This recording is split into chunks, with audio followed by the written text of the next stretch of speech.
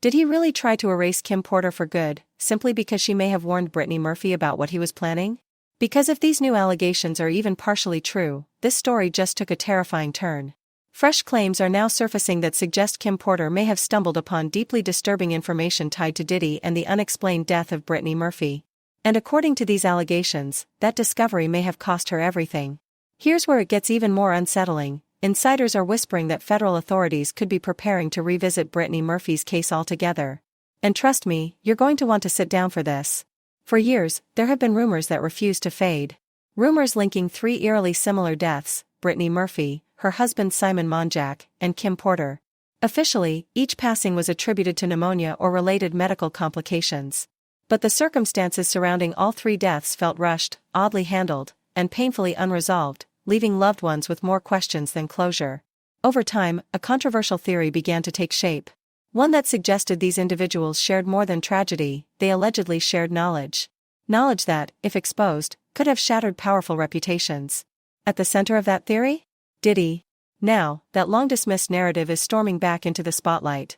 New allegations claim investigators are quietly reconsidering Brittany Murphy's death, especially in light of its possible ties to Diddy. And the timing isn't random.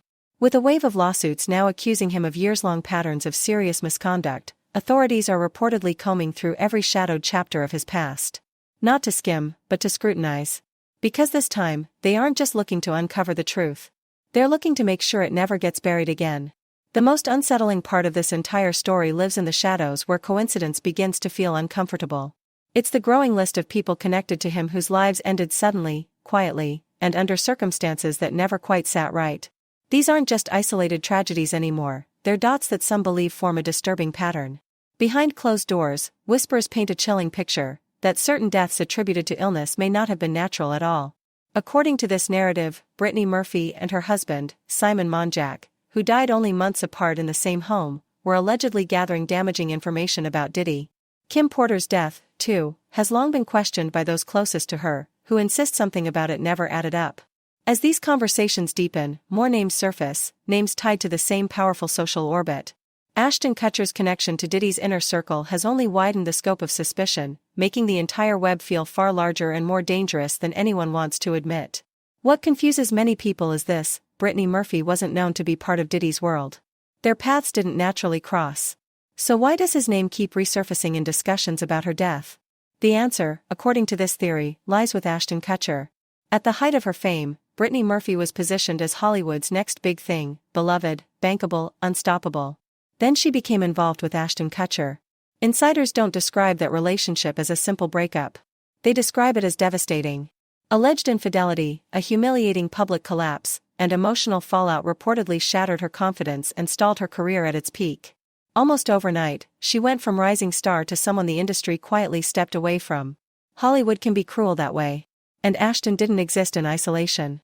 During that era, his closest ally, his constant presence, was Diddy. They openly referred to themselves as a modern rat pack, but this wasn't about charm or old-school cool. It was about access. Power. Invitations to private worlds where excess wasn't hidden, it was celebrated. Exclusive parties, closed doors, rotating guest lists, and an atmosphere that blurred every boundary. This is where speculation turns dark. The theory suggests that Brittany, through her relationship with Ashton, was drawn into that orbit. That she saw things. Heard things. Things she was never meant to witness. Some believe she became aware of secret gatherings, events whispered about for decades, that crossed moral and possibly legal lines. Already emotionally fragile and feeling betrayed, Brittany may have unknowingly become a liability. A loose thread. Someone with first-hand knowledge who could no longer be trusted to stay silent.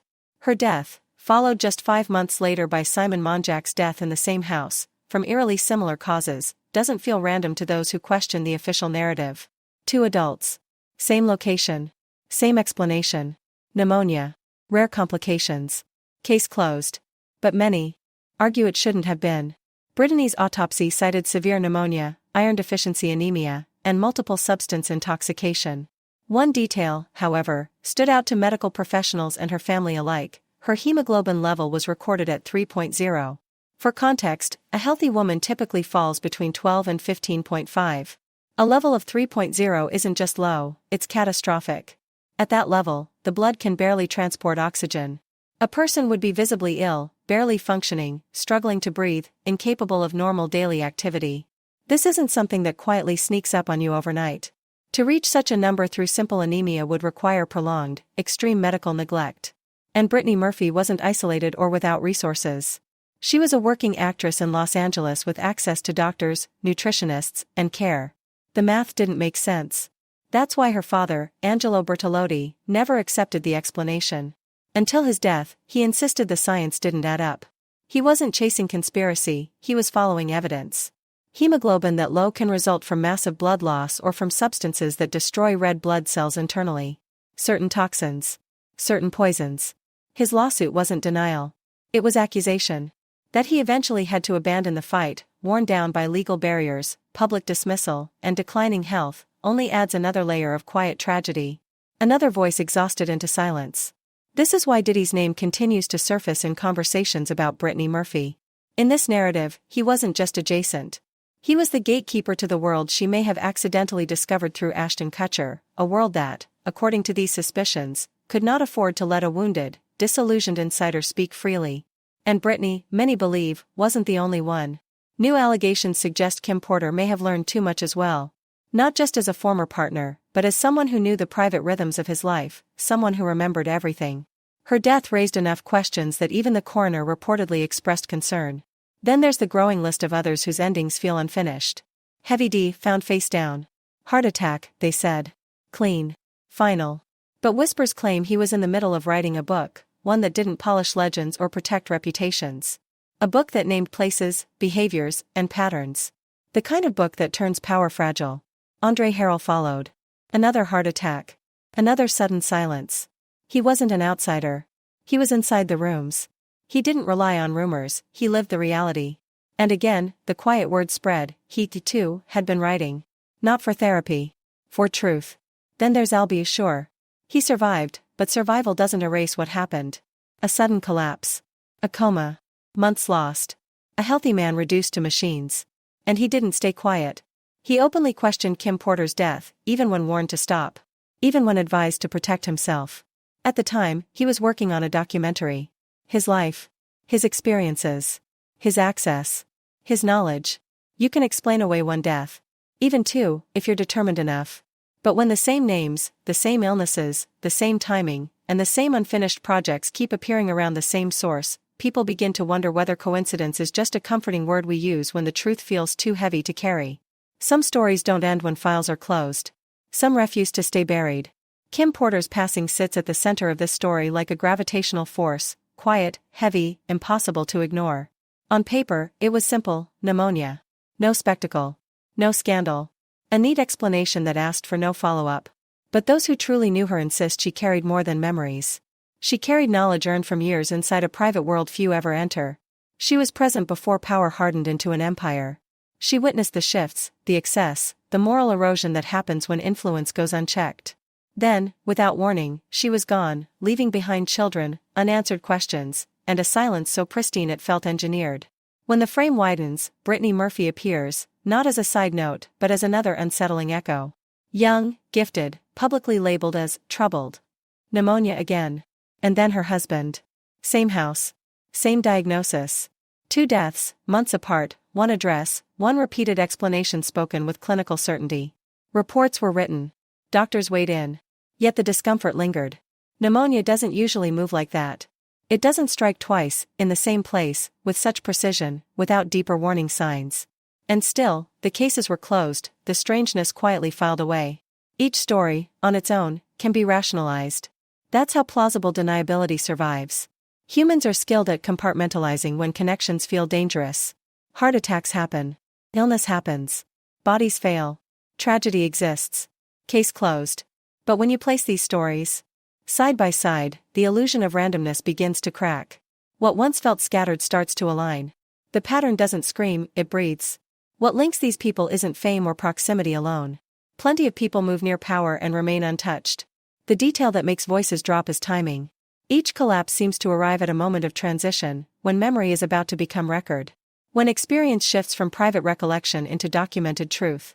When silence risks becoming testimony. A manuscript nearing completion.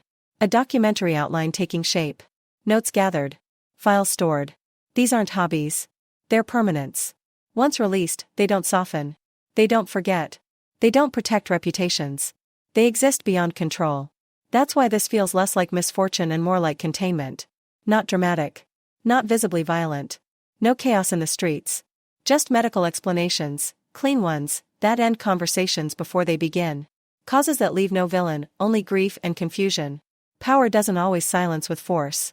Sometimes it silences through timing. Through pressure. Through an unspoken understanding that consequences don't need to be announced. Speak too clearly, and something will happen. Maybe not to you directly. Maybe to your body. Maybe to your future.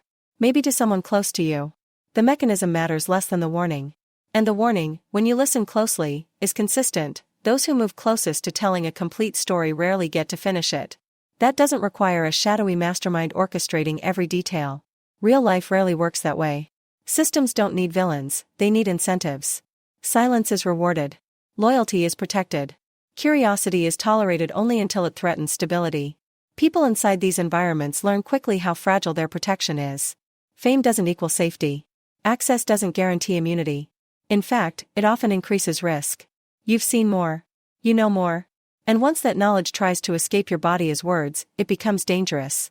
So when someone collapses just as their truth is about to be printed, filmed, or released, the real question isn't did something happen? It's what kind of environment makes this outcome believable? What kind of world conditions people to stop asking questions because the answers carry consequences? That's why the rumors persist. They aren't fueled by fantasy. They're built on repetition. On timing. On the sudden way conversations end. On interviews that vanish. On projects quietly shelved. On grief that's handled behind closed doors instead of in daylight. With every new name added, the outline sharpens. Not enough to convict anyone. Not enough to stand in court. But enough to unsettle anyone willing to look. Enough to wonder how many stories never made it past a first draft. How many files disappeared. How many people chose survival over truth. Because the most effective form of control isn't fear, it's inevitability. The quiet understanding that certain doors don't lead to justice once opened. They lead elsewhere. And no one has to say it aloud. The evidence is scattered across medical reports, unfinished projects, obituaries, and the haunted restraint of those who lived through it.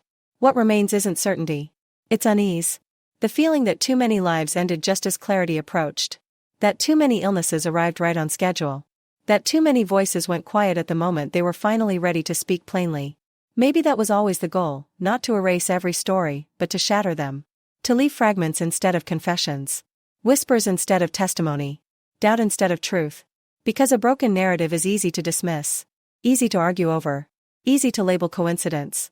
Yet when you sit with the timeline long enough, one thought keeps resurfacing, steady and disturbing. This doesn't resemble chaos. It resembles design.